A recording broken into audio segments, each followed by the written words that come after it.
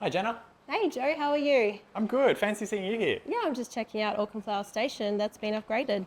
Well, while you're here, can I ask you some questions? Of course you can. All right, so what do you do?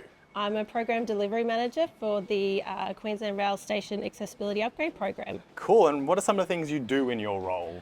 I manage a group of project managers doing station upgrade projects. I also participate in, workshops, design meetings, site visits, you name it, we do it. Oh, there's a whole lot going on. So There I is. hear you've been with Queensland Rail for 17 years. I have. It's been quite the journey. Lots of people, projects and teams that I've worked with. It's been great. Cool, what's changed the most in that time? I think Queensland Rail is more flexible in the way they approach work. And I think now there's openness to new personalities and different ways of working. Oh, that's great.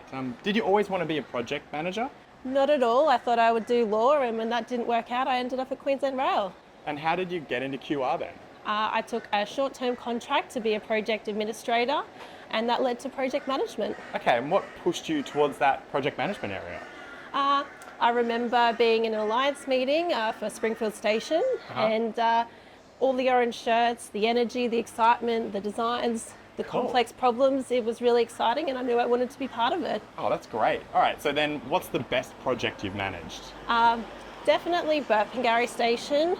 We've delivered a really modern, functional design for customers, and the team that I worked with was energetic, fun. We stayed on target, and it was a great project to be a part of. Yeah, right. Okay, so if you could go back in time, tell yourself anything on day one at QR, Yep. what would it be?